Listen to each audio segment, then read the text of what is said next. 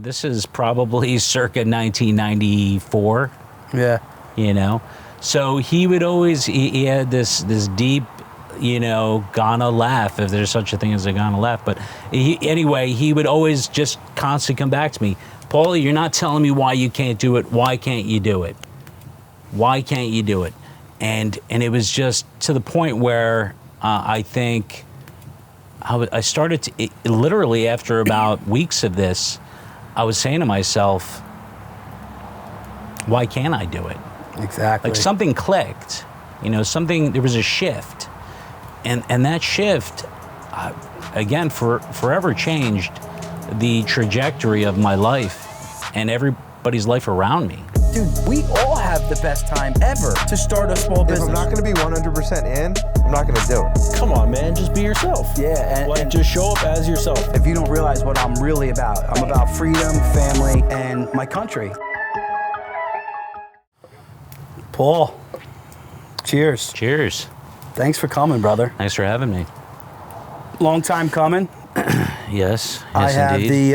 the blessing of being able to chat with you direct a decent amount. Gosh.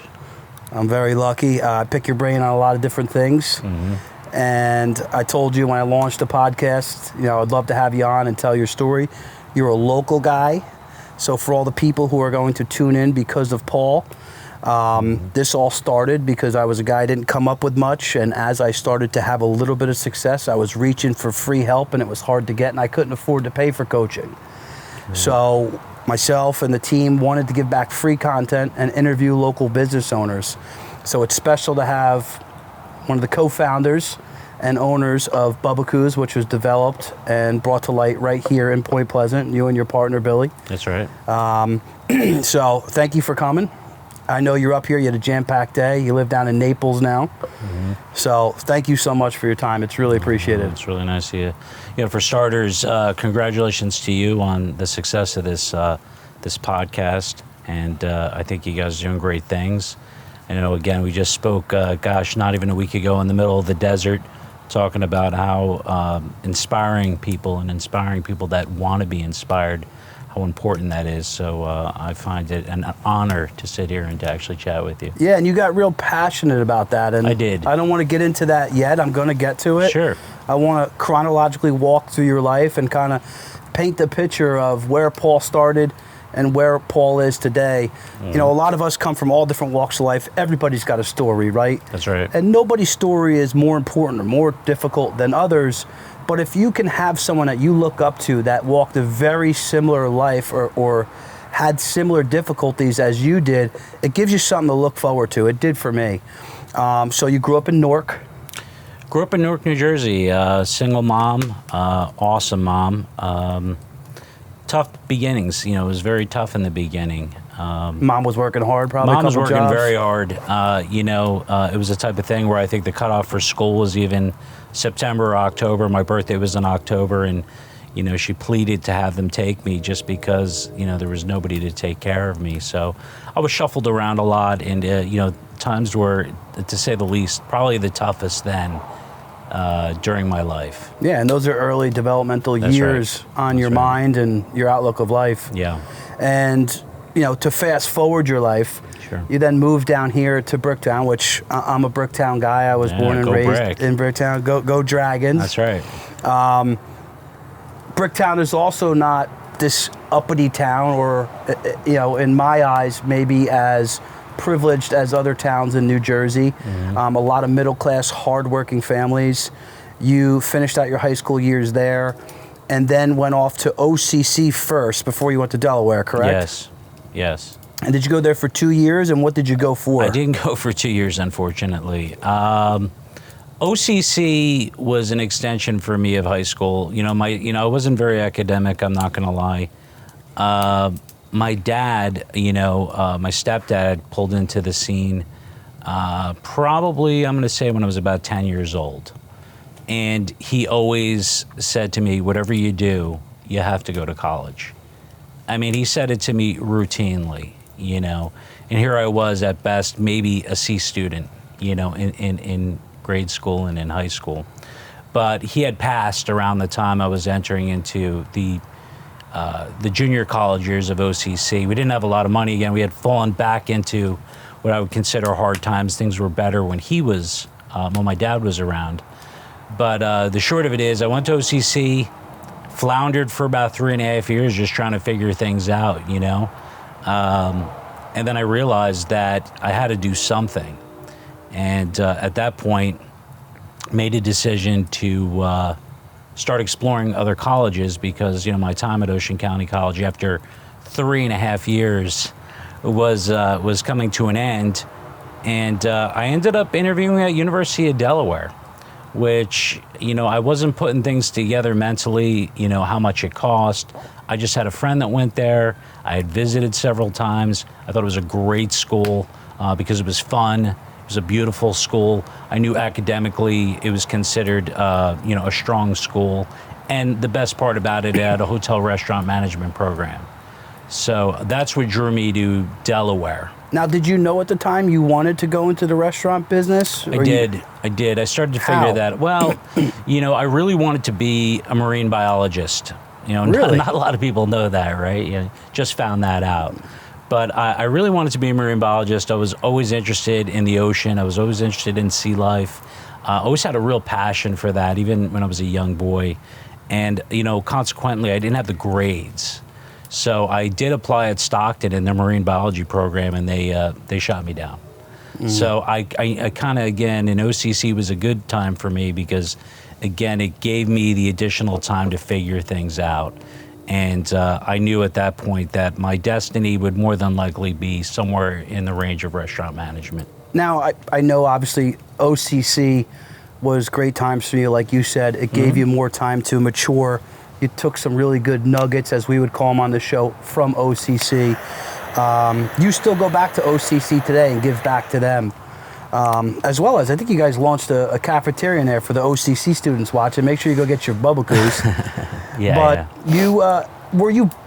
Do you believe college is like a game changer for people looking to go into business? And again, I know it did good things for you, but did you think it really made or broke your career if you did or didn't go? I think college is very important. I mean, that's like the antithesis of what every, you know, motivational speaker these days seems to be talking about. But I think it's obviously it's an institution. B, I think it instills discipline, and it gives you better writing skills. It gives you better, you know, reading skills.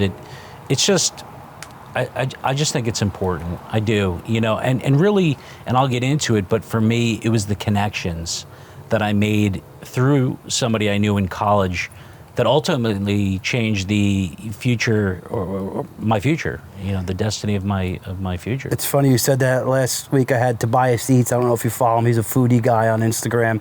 He was on the show and we had way too much bourbon and way too much fun. But in one of the clips, I said, you know, if you're going to go to college or your parents are going to stroke that check for $100,000, the best thing you can do is build solid relationships that could help you in business 100%. down the road. I can't disagree with that at all. OCC has been very gracious to me in so many different ways. You know, as we talk, you know, you'll start to get a feel for the fact that I'm becoming very philanthropic in age. And, you know, I do give back a lot. I'm on a board at the college. Just active participant as early as just last week when I was in Phoenix at the Inc. 5000. But I like to stay involved with them. They've been, again, like you said, gracious to me in terms of allowing us to be their food purveyor or their food service operation in the building. That's awesome to get back to the local guys. It does, and it does great for us. But it's about local, you know, and I just couldn't miss that opportunity either, you know, in terms of being a face and a representative in that college, having a Bubbakoo's Burritos in the college. I'm sure they're very happy to have you and the restaurant. I think so. You know, that you're somebody they can point to and say, hey, that guy walked through these halls and, you know, got his start here. Listen, it's a start. I don't know if I'm that immortalized in that school. I'm not going to lie. But they I was trying to make you look good. Yeah, I was going to say, they seem to like me, and I guess that's good for now. Yes. So, moving on from there, you're in college. I think you and I had this conversation. It might have been over bourbon, so Yeah. I may miss a couple pieces. Well, the last time I was here was a little fuzzy. Yeah, we had Charlie's. We probably didn't eat enough. We drank too much, but it was fun. You had talked about in class you were doodling burritos. Yeah. And I think your professor was questioning you, like, hey, what are you doing here? Right. Walk us through that and kind of your thoughts at that point gosh. of, 19, 20, 21 years old. It's like pulling out a massive suitcase right now, unzipping it and unpacking it. Well, thanks for the question. Because it's a really important question in terms of what people take away from this. But, I had met an individual at University of Delaware. His name is Professor Kwanzaa. He's a professor, doctorate, self-made entirely from Ghana, Africa. And he was my finance teacher in college. And finance was never, my strong suit. So I was a little bit of a clown in his class. And he really, I don't know what it was, but he really liked me. He took to me, and he showed a lot of interest in me. He cared. He would chat with me after class. He had a lot of questions for me. He wanted to know about me personally. And, Got to know you. Exactly. Not inappropriate or in any fashion, but just want to know me as a person. Mm-hmm. And he started to see something in me that I didn't see in myself, and I think that's really where my life changed entirely. What did he see that you didn't see in yourself? Well, the fact that I was a kid that rode around on a motorcycle even in the dead of winter, was definitely, I don't know, I had an edge. I had a definite edge going to me. I had a chip on my shoulder, I guess is the term. I think a lot of business owners do big You things think like so? you are. Yeah, maybe. But, I was a little bit of a rebel, I guess you could say, and again, it didn't scare him off at all. And I guess there was a position for hospitality club president that was coming to the program. And he really wanted me to vie for this position as hospitality club president. And I said to him, like, you're completely out of your mind. I don't, I'm not I don't fit. I really didn't fit the mold as it was at University of Delaware. I didn't wear the J. Crew clothes at the time. It just didn't fit. I wore like cutoff sweatpants, T-shirts, Converse. I was a skater back in the day.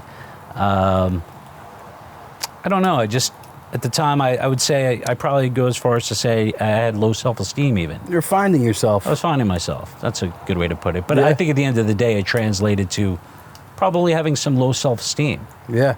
And I battled with that myself when I was younger. They classified me Yeah. as ADHD. I also had chips, so I could Yeah. fully relate. I know a lot of people who tune into this show, Yeah. whether they have a business of 100 million or they're just an individual Sure. business owner making 300 grand. Yeah. A lot of them have similar attributes like that. Yeah, I yeah. think it's funny how a lot of business owners are that way. I don't know if that's a real stat across the board Yeah. nationwide. But I have discovered It that. wouldn't surprise me. but what I can tell you is he was very insistent on this position. And every time we would meet, he would always ask me where I was at with the position. And in my mind, I wasn't going for this position. Yeah, I'm not doing any of this. Yeah, I don't want to have any part of this hospitality club thing. But you liked the guy. You didn't want to let him down, it sounds like. Well, you're going in the right direction because he would ask me, and then so he would ask me, where are you at with the hospitality club president position? What's going on? And I said, well, I can't do that. And he recurringly would ask me, why can't you? So those are three very, well, I guess maybe they're 4 words, but why can is abbreviated. But Now you sound like Biden. I know, right? I'm sounding like Biden. But why can't you? He would always say, why can't you do it? Like, why can't you? And, it was just, I just would sleep on that at night and, and try to figure out in my mind why I couldn't. And I always returned back to the fact that I wasn't articulate. I wasn't the tall, skinny, good-looking guy. I didn't dress the part. I didn't have all the connections. And, I would kind of mention that to him, and he would laugh. He had this he knew it didn't matter. African, he had this African laugh. He still does. and it's hysterical. If he laughs, it's very infectious. You stay in touch with him still, huh? Oh, absolutely. Yeah, I wouldn't say too much, but we talk a couple of times a year. How many years ago was that? This is probably circa 1994. Yeah. You know, so he would always he had this deep, you know, Ghana laugh, if there's such a thing as a Ghana laugh. But anyway, he would always just constantly come back to me, Paulie, you're not telling me why you can't do it. Why can't you do it? Why can't you do it? And it was just to the point where I think I started to, literally after about weeks of this, I was saying to myself, why can't I do it?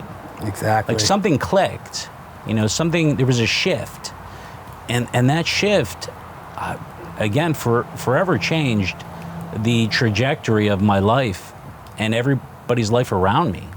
So mindset. So we're going to kind of jump forward in your life, right? And then we're going to kind of walk backwards again. Mindset. It's everything. And those aha moments, for me, people I have observed and had coaching or mentorship from over the years, is extremely important. Someone like this professor challenging you, challenging your lack thereof at the time confidence, like, no, you can do it. You can do Constantly. it. It's that affirmation. It's that visualization. Yeah, that's right. And that is, I cannot put... Deprogramming. Yeah, you deprogram what you've been told to yourself. Yes, it's really ultimately, it's a deprogramming. Because we're very hardwired early, is what I've figured out. I mean, I grew up with a mom who was a secretary who worked her butt off, a dad who was a train conductor, same thing, worked hard. When you're in those environments, and you don't have a dad who's a business person, or a dad or a mom who's a business person, or somebody that owns a business, or even has an entrepreneurial spirit, I think, it's difficult because you're trained that every day you're going to work and you're going to work 9 to 5. You're going to have weekends off. You're going to have a good life. You're going to try to make a good life. You're going to have fireworks going off. That's Billy from Colonial. Is it? It's like he knows I have the podcast going on. He's like the evil kid next door. And what's that toy movie? Toy Story. Yeah. That's cool. No, but I just think you're a byproduct of the way you're raised. That's natural. Yeah, that's it's limiting normal. beliefs. It is limiting. It's just limiting. Period. And this guy rolled up and just shook my world. And I, he came from Africa and made it in America completely successfully. And he's going, this guy thinks he's got it hard. He saw that all over you, I'm sure. He saw something. But the short of it is I did become a hospitality club president. And I tell you, that changed everything for me because I started to assert myself. I always had ambition. I was always ambitious. I always had energy. I was ambitious. I wanted to be something. I was willing to work for it. That was another big one. From a young kid, I never had issues working hard. But it was, again, that shift or that change in me from that well, I'm not going to say, that position in college as hospitality club president just started launching me into different things. I got a great internship at Resorts Casino in Atlantic City. I got a great job out of college working for Pizzeria Uno in New York City, high paying at the time. I jumped into different restaurant companies like Nordstrom, and then ultimately to Johnny Rockets, which was really my launch pad. With that company. And toss me a letter when you get a chance. Sure. What were you doing exactly for Johnny Rockets? And I know a lot of what you were able to implement, at least a lot of the good, you kind of had taken from your lessons that you learned at Johnny Rockets. So what were you doing there, and how did you end it there? Well, I think we should touch on Johnny Rockets briefly. Johnny Rockets was 10 years of my life, and I probably worked 8 days a week for 10 years with that company. And it was a real institution again. It was a small company. It had a very low ceiling, executive ceiling. So, I was promoted probably in the range of about 5 times. Started as store manager, moved up to market manager, moved up to district manager, regional, I think it's called district director, regional director.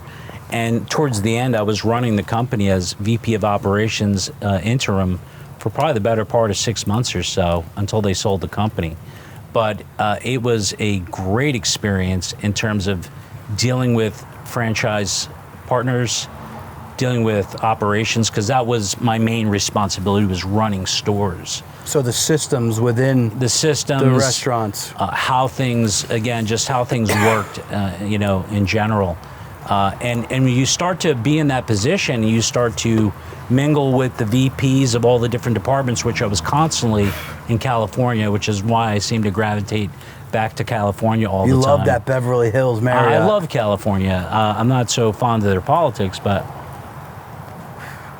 I do like California. I like the weather. I think there's some really good people out there. There's good people everywhere. But really where I'm going with this is Johnny Rockets was a complete launch pad for me and my partner, because my partner had experienced a lot of the same thing.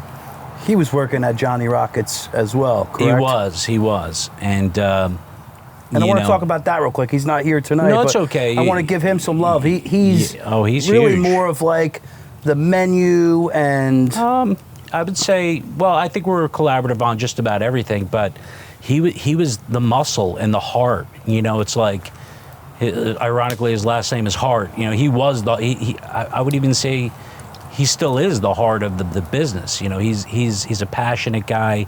He cares. He's a special guy. He's definitely somebody who we'd be dead as an organization without him, because he went into that first store and he gave it life. Like, he breathed life into that store. Granted, I was there, and I'm always responsible maybe for a lot of the engineering and maybe, hey, let's do this better, let's do that better. But I was always good at that. That's kind of what I did. Naturally came to you. Yeah, it was more of I was always a manager, you know what I mean? And he was always a heavy lifter, and he grew into his own man now. And obviously this is flash forward over almost 16 years later. Years ago. He's grown into his own man now. But yeah, it's been quite a ride. Yeah. What did you take most from Johnny Rockets as you were... And I have a couple questions about this. First off, why did you want to get off and own your own business? Because it's not easy, especially in a restaurant space. It's a great question. Tell us that one first. Well, that's pretty easy. Well, so when I was working in Rockets, I'd say after a few years, especially dealing with the franchise community, I really held them in super high esteem. Again, kid coming out of college, wow, these are business guys.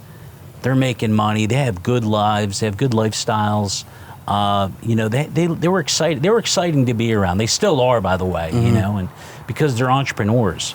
And I said, I want to be like these guys.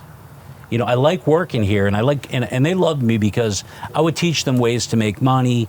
I would teach them a lot about bench planning and people. And what's bench planning for somebody who doesn't know? Yeah, just teaching them to make sure that they're always staffed up, and that there's literally legions behind people that are always going to succeed and take the next level position. So you're always having it's like chess. You're always thinking ahead. Yeah, you're always thinking ahead, teaching them to think ahead.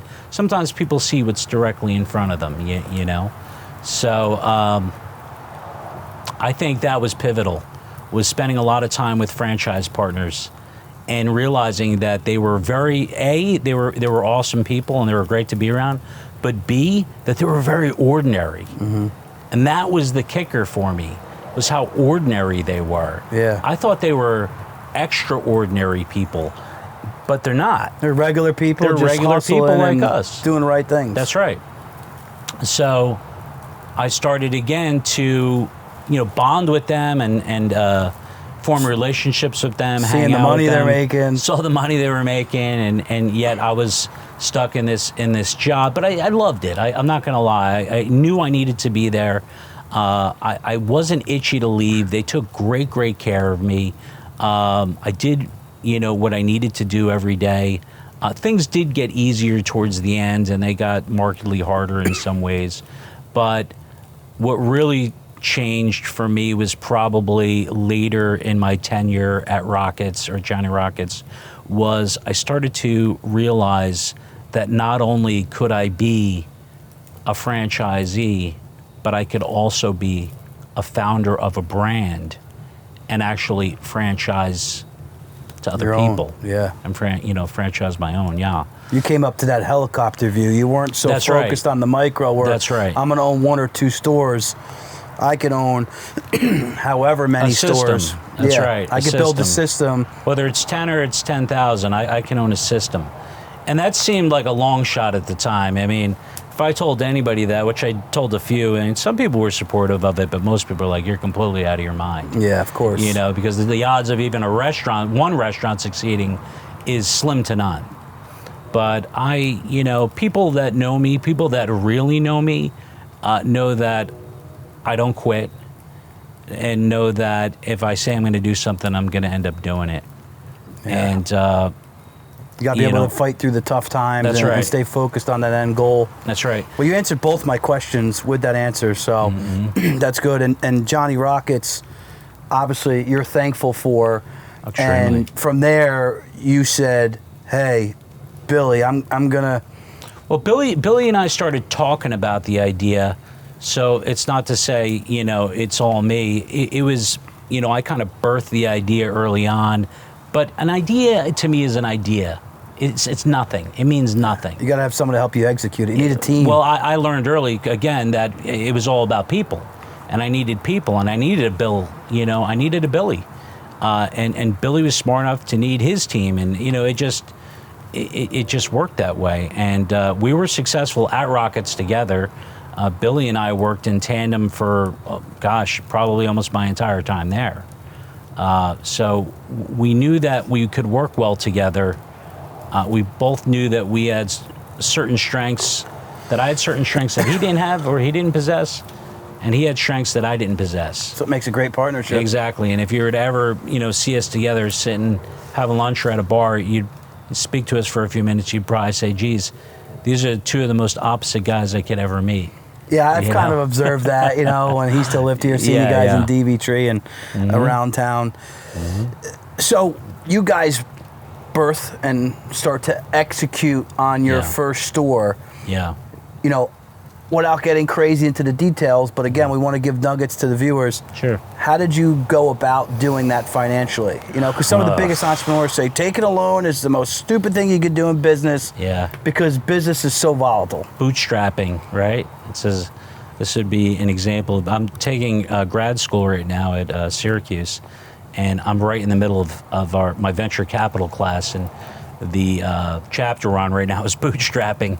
But anyway, it was bootstrapping. We had a third partner initially who was going to be the money person. I'm not going to talk names because I don't have to. I don't want to offend anybody, but he's a great guy. I still have tremendous respect for him. He's a very, very smart guy. Like him as a person, liked him as a mentor. But I was ambitious, and one thing I learned about college or grad school is teaching me is everything's research. Research is what you learn from grad school. I didn't really put in the research, and when we were talking about the model, there was a burrito concept called Burro Burrito, which was next to Mike's. It was several other brands before that. And the concept didn't work. It failed, but it was fit up. It was built out. And I used to go all the time for my sandwiches at Jersey Mike's, because at the time I was living on Curtis Avenue, which was just down the road from the store, and the space went dark. And I said to Billy, I said, I think I found a spot we can do this. I think this is fit up. I think it's going to be a low-cost fit up. And, the first question, it's the $1 million question that you always ask yourself when you go into business. Well, how much do you think that spot can do in sales? How much are you guys going to do out of that business? Show me a pro forma. And I said, I think it's $1 million store.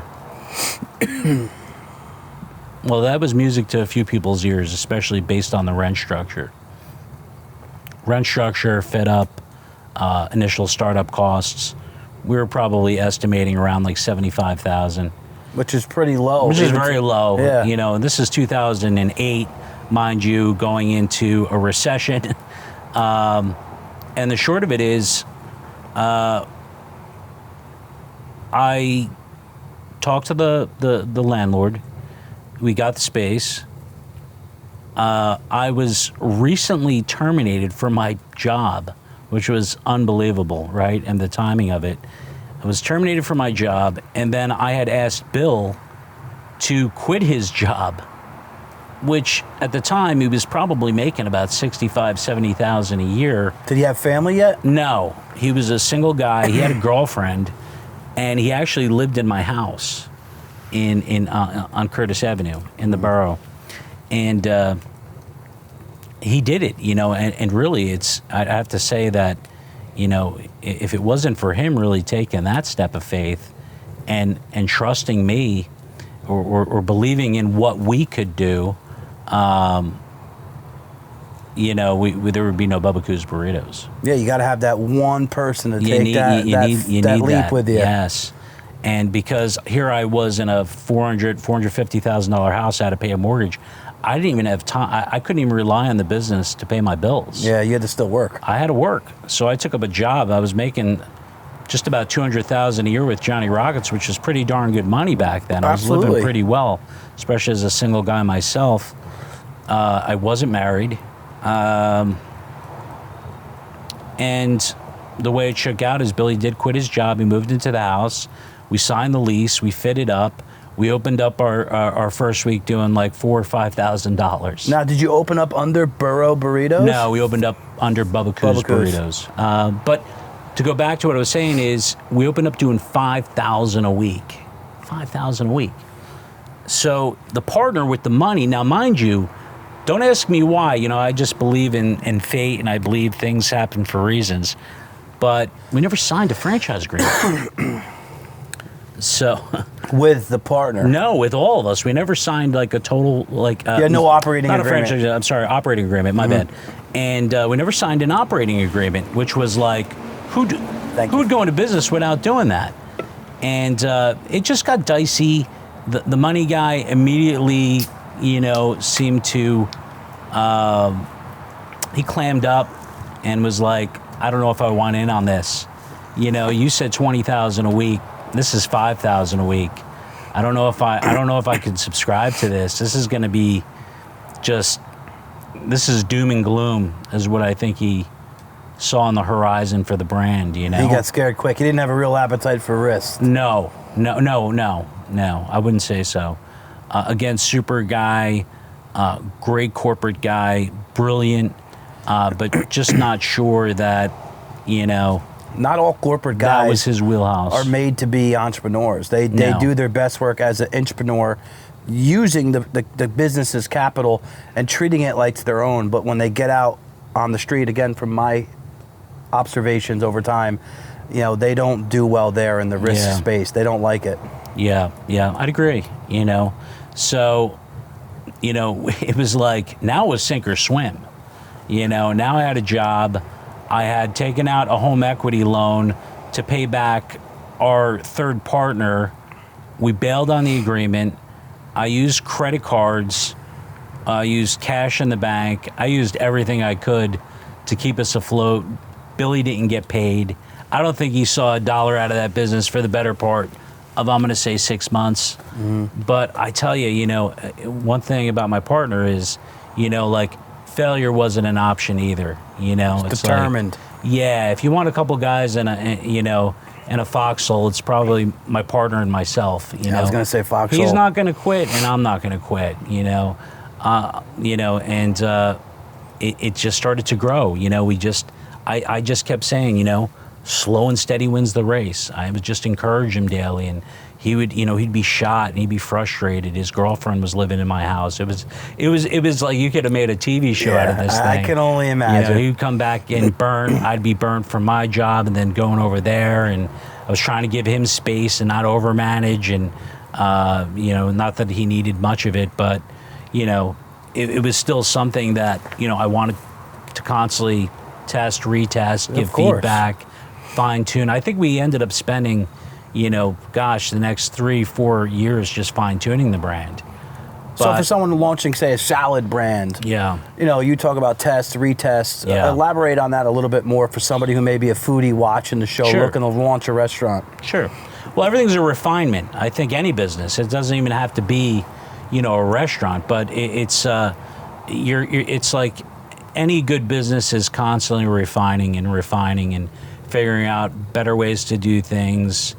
In this case, more flavorful ways to do things. And we found our pocket. Our pocket really was, how are we different? We wanted to be something different. Mm-hmm. We wanted to create something different. Hence, that's our unofficial tagline. Mm-hmm. But we wanted to be, we discovered that we wanted to be similar to a Chipotle or a Qdoba or a Moe's, a national burrito brand, but we wanted to be a step up.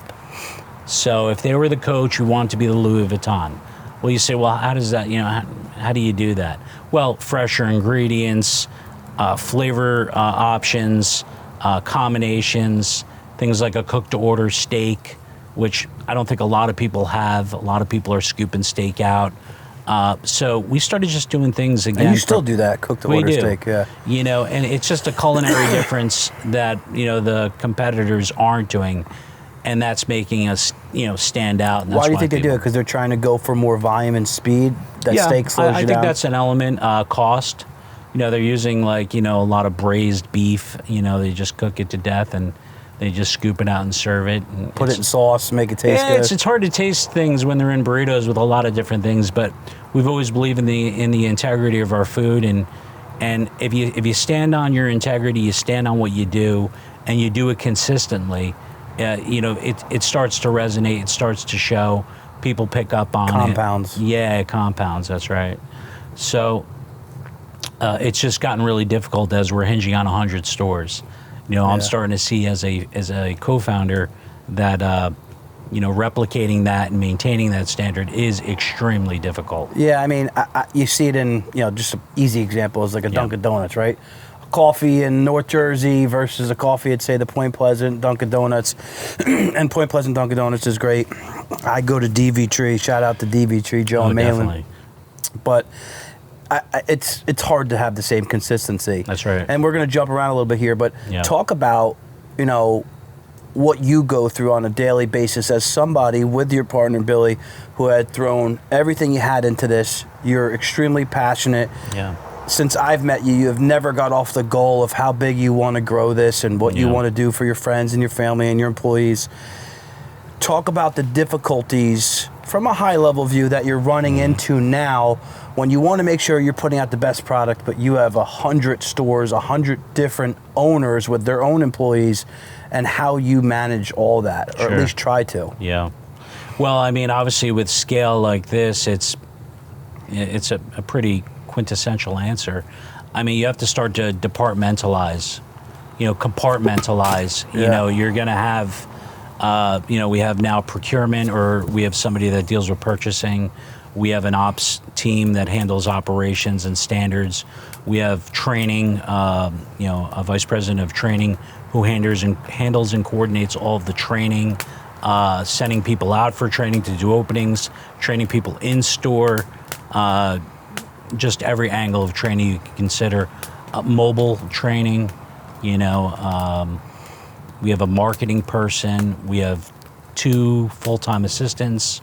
We have a CFO. We have an unbelievable vice president of construction who just got promoted to senior vice president of construction. And you want to talk about a road warrior. We talk about how I get around. Ron supersedes me by far when it comes to traveling, and he just does it. He could be in, it's a lot of work. He could be in 5 or 6 states in a week overseeing projects. So, everybody's important. Everybody, I just, at a higher level, you're really relying on people. Yeah. And you just, nothing you could do because you can't control it all. You can't, and that's where you got to kind of relinquish yourself a little bit. because it can drive you crazy. Yeah, you it can't can be a drive- control freak on all aspects of that. Well, yeah, and that's hard when you are a control freak. Yeah, I listen. I can imagine. I see it with, what I'm doing on a smaller scale. Sure. So, when you talk about all these different people that work for your organization, Yeah. how are you also making sure that? And I think I know this answer because I observe you. But how do you make sure that culture stays happy and everybody feels like they're a part of the team and everybody feels like they're winning, and it's not just Billy or it's not just Paul winning Sure. at the top? In terms of what, infrastructurally from a corporate level, or you're talking system? Just culture, not so much the systems. Yeah. The systems I will get into, Well, but just it's culture. so funny you're bringing this up because we're having a strategy meeting next week in Orlando to actually improve all the things you're talking about right now. So we think that we've created a great brand. We think that we've created something that's exciting. We think that culturally we're a fun brand, but we feel like we're not executing on that at 100% because we're getting caught up in the minutia. So next week is like a think tank on Tuesday with the senior team, which is myself and a couple others, Billy and a couple others. And then we're actually going to step it down to the entire executive team on Wednesday and then discuss goals for 23. We ask that obviously every officer submit goals in January 23. But in order to really accomplish those goals or start to work on those goals, we need to understand what the strategy What's is the going to be. sub-steps? What's the steps that, how are you mapping out that end goal? I'm giving away, I'm already giving away, the things at least I'm going to bring to the table next week, but it's almost identical to what you're talking about. Yeah. How do we, invigorate the brand a little bit? How do we, like doing a conference with Inject all the positivity. friends. Get Inject people positivity, together. yeah, because you understand that there's a lot going on politically, there's a lot going on economically. The fact of the matter is a system we're down right now. I mean, it's not necessarily the worst news in the world. I think it's par for the course right now for a lot of companies. But we're running up against COVID numbers, and COVID for us, ironically, was pretty strong. We'll take out business. A lot of people were ordering food to go and picking food up. So, we're running up against COVID numbers. A lot of the franchise community, I think they're a little demoralized. They're not hitting those numbers. Now, compound that with the fact that the economy isn't great. People don't have the money that they had last year. And it might be tough for the next year or so. So how do we invigorate, refresh, Look for opportunity. come up with some new ideas, maybe to even build sales that we haven't thought of? So, from a strategy level, it's very complicated. Oh yeah, Yeah, it's very absolutely. complicated. And then, what are some of the systems? And maybe you could point out one or two main systems, softwares that you have implemented within Bubbakoo's that allow you to manage something at that scale, whether it be all the way through your executive team, down to the owners, down to the employees. What's one or two important systems, and how do they kind of operate within Bubbakoo's? Well, the two biggest things right now would be, it's going to sound very simple, but it's the app. We're trying to get as many people to the app as possible. Why? Just because you grab so much data, it's efficient there, it tethers. Of course, I usually have my phone sitting right on the arm of the chair here, but everything's in the palm of everybody's hand. So really pushing mobile. Pretty sure I have your app in here. Yeah, you do. Is making sure that we're maximizing that mobile aspect of our business. And in fact, from a marketing standpoint, there's a lot of upside to. Yeah, there you go. Thank you. Get on the app. Make sure you guys download it. Platinum, love you. Thanks for your business, guys. The bottom line is, there's a lot of upside that we're missing to the digital space, and right now we're using different companies that are finding these these platforms and these spaces to direct people. People are typing in lunch. You're able to retarget. A lot of retargeting, but really, I think next level for us, even beyond that, is going to be. Don't mind the ash. I know there's a lot of ash flying around here. Is going to be branding.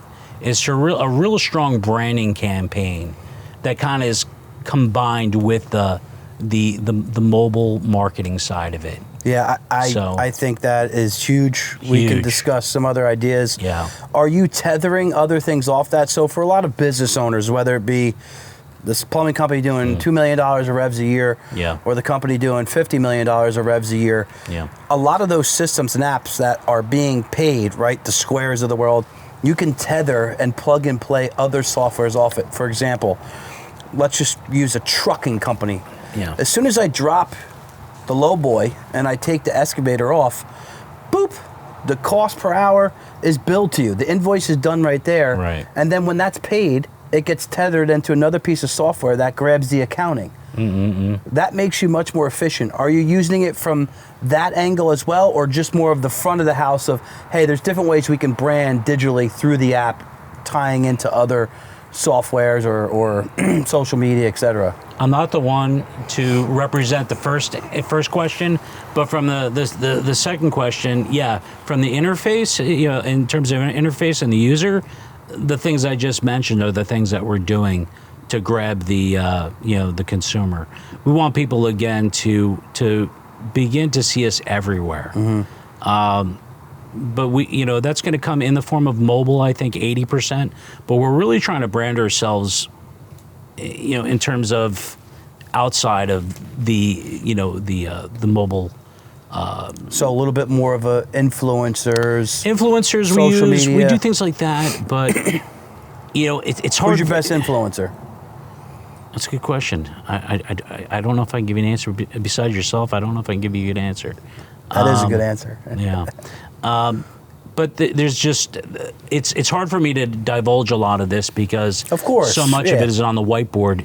We call it the whiteboard that never goes away, and it's always evolution. Ideas and buckets that we're attacking, and we probably get to 3 out of 20 in each bucket, and the bucket gets mixed around and we retry something else. So I think anybody in business who isn't doing things like that or like the things I'm talking about, you're doing the wrong thing. You'll never scale your business properly. Yeah, you can't. There's no way. No.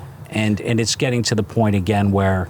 Well, talking about that scale, for somebody who may want to launch a brand or they have a brand and they want to launch it to a franchise. Yeah. What was the evolution of the first people you were allowing to buy into a franchise to how you target that person today and really the requirements that come along with it? Yeah, wow. That's a story. I think, that's a story in itself. I mean, we can unpack that for an hour. A quick version but I'm of going to it give for you the the guy abridged watching or the version, I girl promise. watching. I'll give you the abridged version. In the beginning, you take whoever you can get. Of course. Period. Yeah. We need money. Yeah, exactly. And I don't mean it that way because we had a great first franchise person. We really liked them. We really stuck to our guns. And it took us several years to find even the first good franchise. And they were great. And they were a lot of fun to work with. They were entrepreneurial. They were pizza guys, who really were passionate about the brand. And I applaud them. Danny, I really like Danny. And we hit it off. It was the DiPiero family. They're a good family. And he's the one who really took the chance on us. So, are they still involved today? Yeah, the father's, he's the sons and the father, they're all, business people. They're all good guys. They're all doing their thing. Again, if it wasn't for Danny taking that first step, that first leap of faith, we wouldn't be where we are today. It creates that ripple effect. Yes. Again, going back to, you see that one buy-in. Let's slow down on the ripple because it's not like it even started rippling hard. It was like, but it was moving the ball Danny down the field. That's right. It's moving forward, and that's almost like my mantra in life. It's even the days that are really, really hard. You just have to keep moving forward. That's just like, that's how I choose to live. I always move forward. I try not looking back too much. A little plug for myself. I run a coaching group. And I'm tied into a lot of different entrepreneurs that walk all different lives like you. Yeah. And I try to truly be a sponge and listen, but I write a newsletter. And again, I have a copywriter clean it up because I didn't go to an institution like Yeah. Delaware to help me be a better writer. Yeah. Maybe I should have, who knows. Yeah. But I write something, and today the newsletter that I wrote was about the show must go on. That's right. It doesn't matter what happens in business. It doesn't matter what happens in the economy. And unfortunately, your people who are looking for you to pay your bills, your employees, the people who have expectations of you, your food, your business, Right. they don't really care even if you lose a loved one. That's just unfortunate name in business. And if you want to be successful long term, you have to just keep adapting and moving forward. And it was a great newsletter. So for those of you who watch, make sure you check it out. The Pit. You can find that right on my link tree. Awesome. I like it. Yeah, so I think that I believe in just constantly moving the ball forward. So the franchising was tough in the beginning, man. We didn't get a lot of traction. It took, well, let me preface it by saying that the one thing we did right from the beginning to even create interest is we were smart enough to open up about 7 or 8 restaurants. Where I think a lot of people, you know, they open up a restaurant or they open up any retail business and they say, okay, I have 1 or 2 that do really, really well. Now it's time to franchise. No, it's like you really just, you know, the advice I would give anybody is continue to open up your own stores. Prove it out.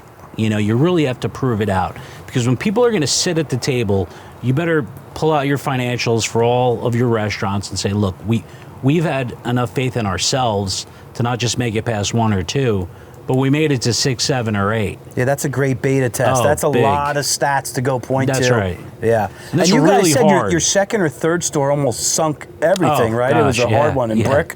Brick almost. You went back to brick. There you go. Went to brick. You know, just when I thought brick would, have us with open arms, They were going to the Red Lion for lunch and dinner. They weren't coming to Bubbakoo. That's right, yeah. So, you know, it single-handedly almost destroyed us, the brick store. So we were pumping all of our proceeds out of Point Pleasant and Manasquan into brick. But you know what? We held the line. It was the same thing. We just kept holding the line. Yeah. And I kept saying, if we keep doing the things right, and again, this is nothing Billy wouldn't agree with, you know, if we keep holding the line, we keep doing the right things, we keep being consistent, we keep providing great service, we keep doing the fundraising, we stay local, it'll come. And it did.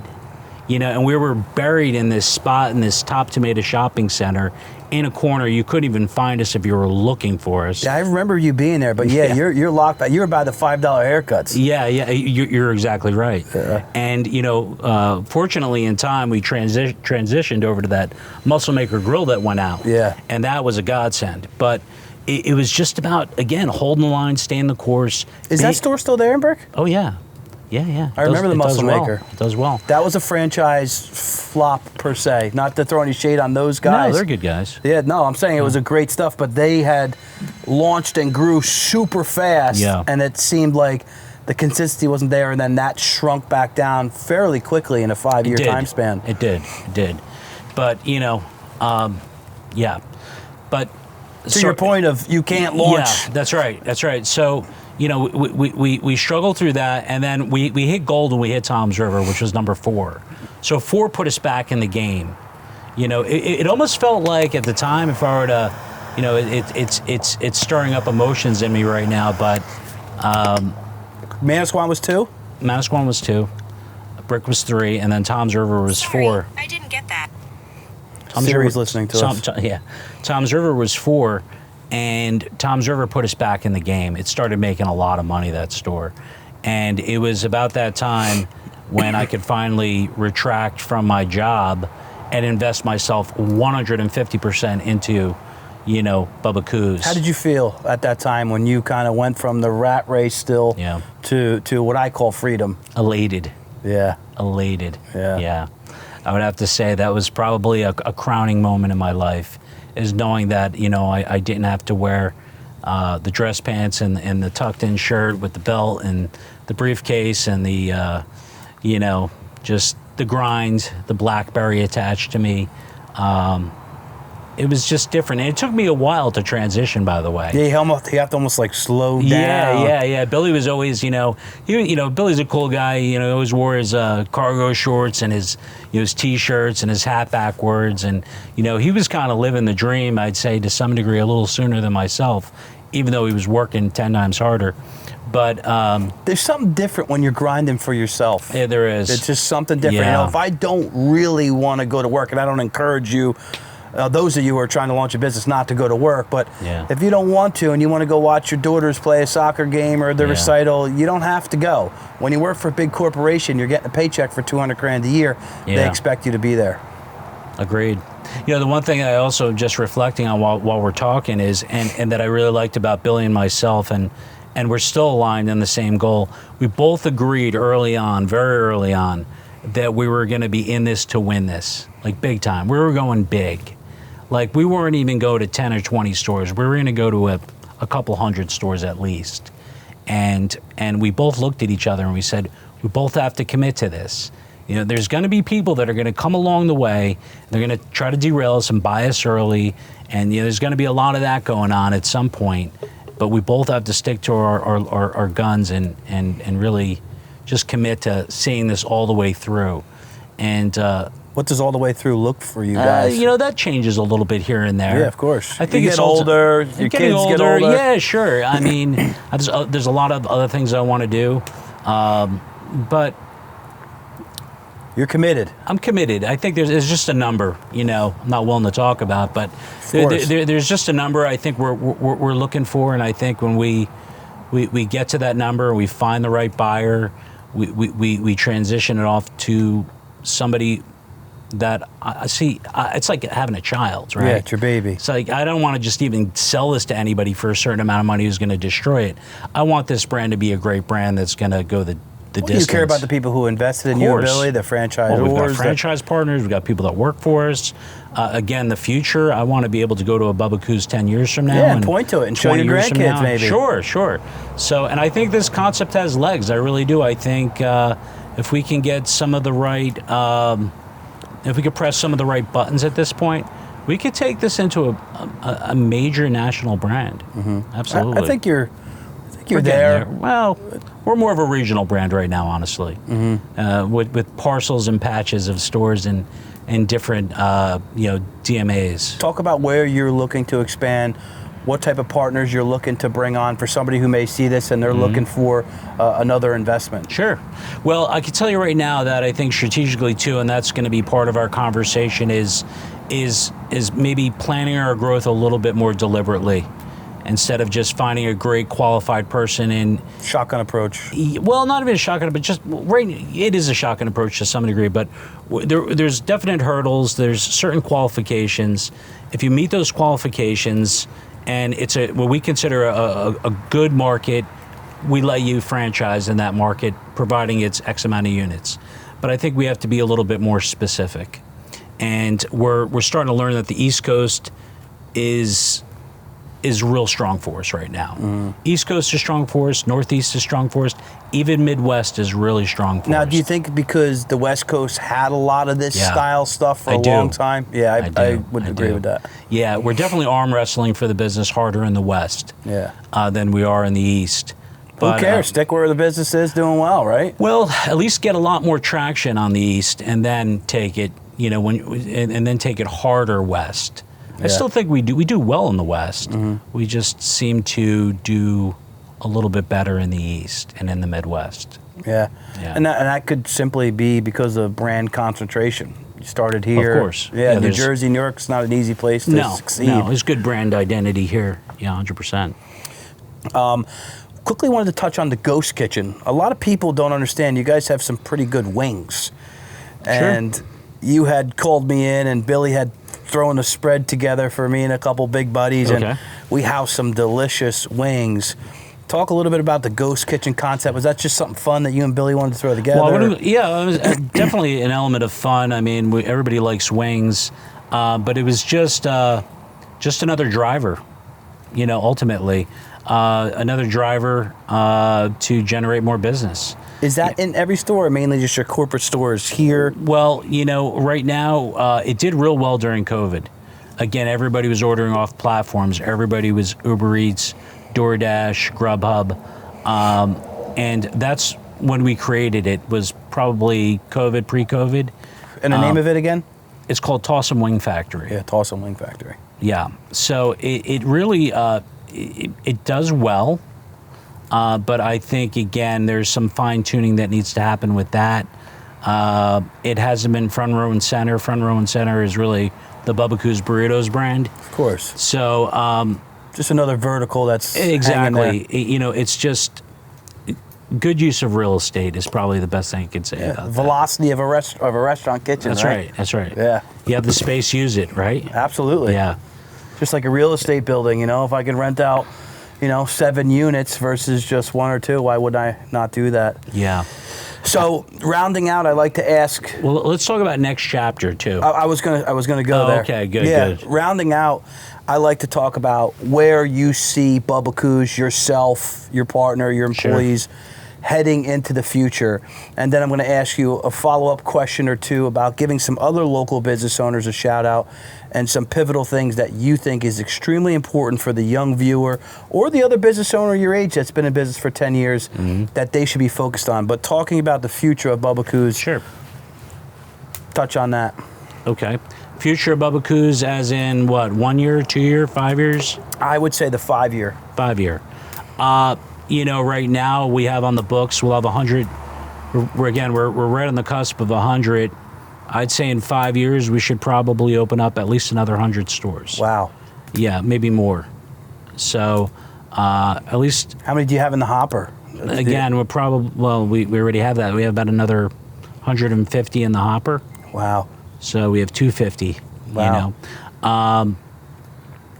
So yeah, that's amazing. By the way, congrats to you and Billy and your team. team. That's very kind. Yeah, thank you. That's serious. I mean, yeah.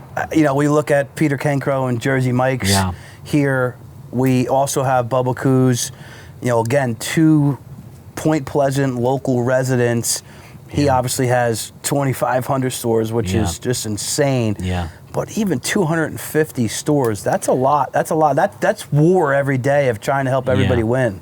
Yeah, and I think it's all about, personally what you want in life. Could I camp out for another 20 years and see it to a couple of thousand? I could. You know what I mean? It's just, like I said earlier on in the interview, there's just other things that I'm really passionate about also. I know you want to give back and teach. that I really want to do. Yeah, exactly. So, it's not so much, can we get there?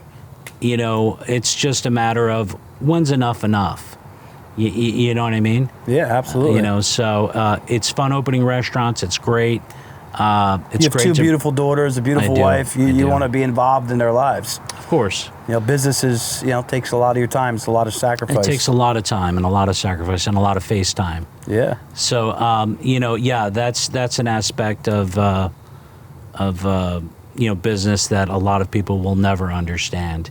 Yeah. I sometimes say that if I could put everything into a binder on how we've even gotten to where we are, and again, I think this is important to also state, I don't think we're some moguls. I don't think we're some unbelievable business guys.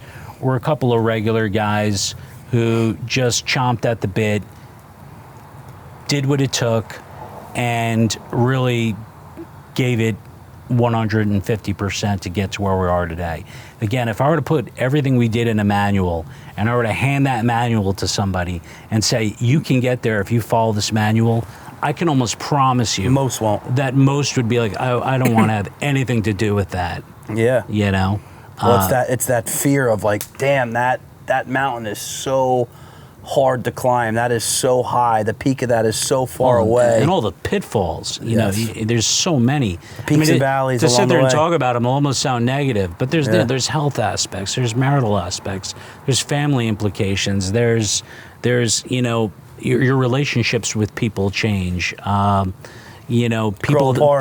that don't even know you have opinions about you. It's really interesting. Actually, that's something I wanted to touch on with you. Yeah, sure. When I met you, you seemed pretty open to me, direct about things that you thought could be helpful to either the business we were in. I'll give D-Vitry as an example. Sure. You're the type of guy that walks in there and with a genuine heart, you could say, hey, May, I think maybe if you change this, this could be helpful. Or Joe, this or that. And any young business owner doesn't love to hear that. No. They obviously were receptive, but you were coming in there with an actual helpful intent. But someone who may be listening to that are like, oh, this guy owns Bubbakoos and 50 stores. Like, who does he think he is? Yeah. What do you say to people that are experiencing that as they launch a business and they get, what people would call haters or negative things being thrown your way? Roll with the punches. Yeah. It just comes with the territory, with what I call a little bit of success is going to come a lot of anguish, pain, disappointment, and you just have to look the other way and just continue to talk about the things that we talk about and just count your blessings. Yeah. I focus on my family now more than I ever have.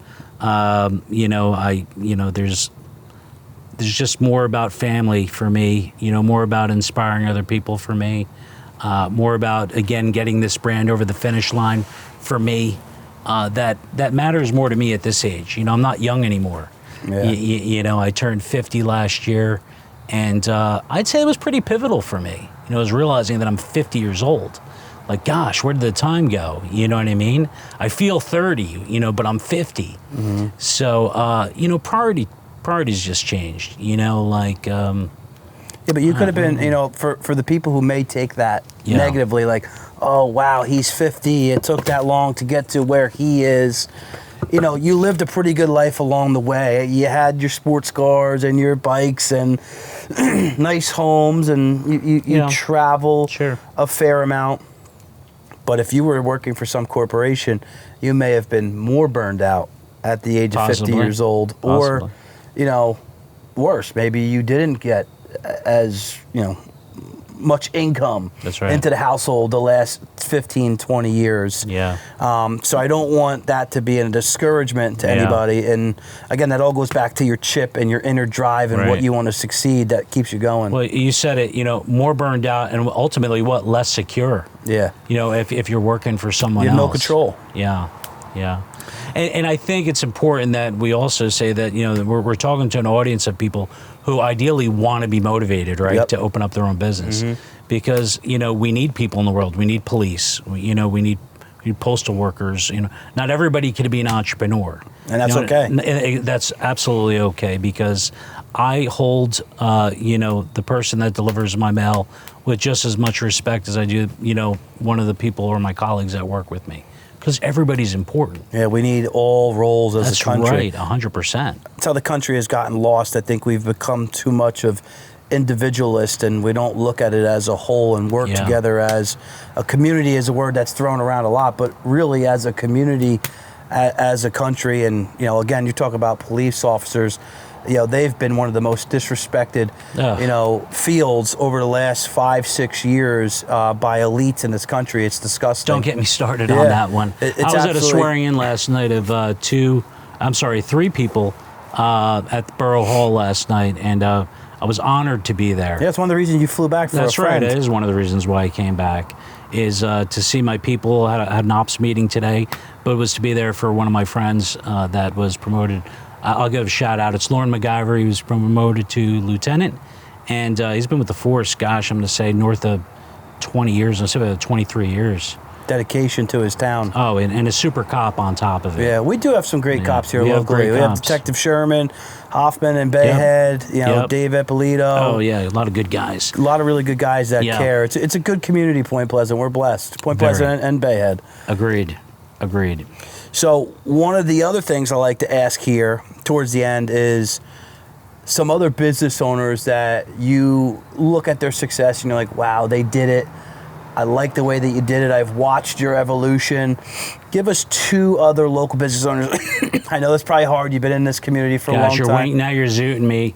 I don't want to insult anybody, A, and B, I don't want to forget anybody. Of course, but what's just the question? Give us 2 business owners that you think have great businesses. It could be restaurants. It could be a contractor, wherever. Gosh, there's plenty of them. I mean, somebody that I admire, we have a strange relationship, but, in the beach, there's JR's Barbershop. I don't know if you know Jennifer. No, I do not. Well, Jennifer is a great girl, and she was working for her competitor, which was right next to Divitree. What's the name of the barbershop? Bridgeave Barbershop. Bridgeave Barbershop. I think it was Chelsea and I don't know. I forget. But nonetheless, they did a great job with their business over there. Jen had been one of their people that was I guess a haircutter, hairdresser. I don't know the proper Barber. political term. Yeah. Barber, ultimately barber. But she had a lot of drive and ambition, opened up her shop in, I would say, a little bit of a tougher location down 35, and then relocated right up on the Arnold Ave strip there. And I'm really proud of her. I think she did, she's doing some great things, and she's really embraced her business, and she's done a 180. Gosh, a Colonial. I mean, those guys do a great job. They and those guys, we're going to get Brandon and Billy on. Those guys were, and not to dive too deep into their personal story, but they had, tragically lost their father, who had really breathe, eat, and sleep that store. Sure. And that's a tough task to take on as younger, call it children. Sure. Sure. I don't know exactly how old Billy and Brandon and the rest of the siblings, I don't want to leave anybody out, was, but they were fairly young and still young, and they have their own families now, and that place is crazy busy. It's jumping. At all times of the year. Yeah. Agreed. Thanksgiving, the turkeys, Christmas, their catering, the butcher, their groceries. During COVID, they were awesome to the community. We would call them up. They put together an order. One of the young kids would bring it out, mask on, gloves. Now that we all know that was absolutely not needed, but we were lied to. Right. I digress. They're an awesome business in the community. So shout out to Colonial Market. So embarrassingly, I don't know the Arms really well.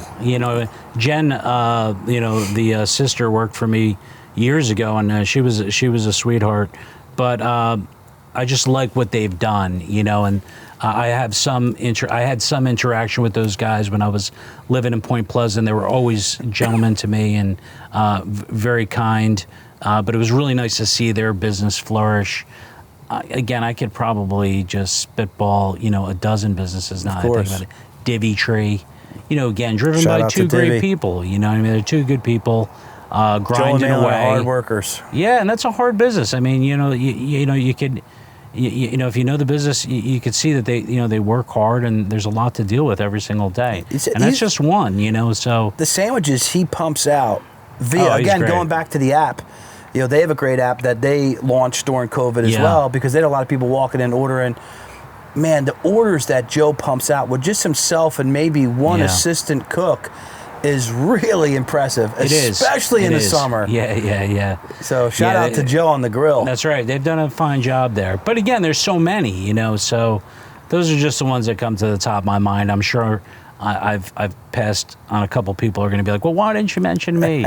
But it always happens. But there's a lot of great people out there just doing their thing. So lastly, if you were speaking to a young entrepreneur or even a business owner who's, in the infant stages of their business, let's say 5 years or less, what's the one thing, whether it be a saying or a critical thought, that you would tell them to live by when it comes to business? Yeah.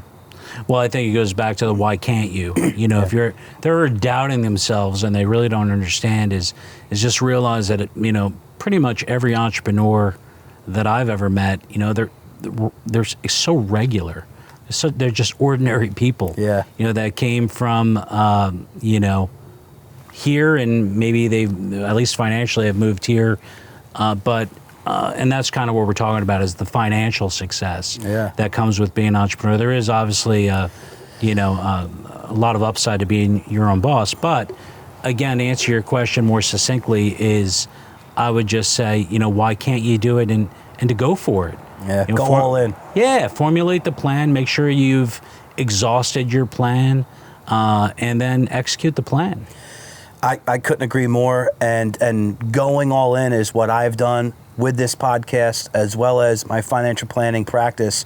I'm not allowed to talk much about that, but man, I've gone all in on this podcast. Evan, the team, Mike Daniele, Mac Milwaukee, my copywriter Carly Olson down in Texas, Alex, who helped me do the copywriting for the ebook, the coaches, Keaton, he was the muscle on Discovery Diesel Boys. Nice. I'm going all in with these guys, investing in them. They're investing their time with me. That's awesome. And a lot of times, I think we have, going back to that limiting belief, as a regular middle class or a person who grew up in poverty, we have this stupid limiting belief, and we should completely eliminate that. It doesn't matter what building you walk into, what office you walk into, what person you sit in front of.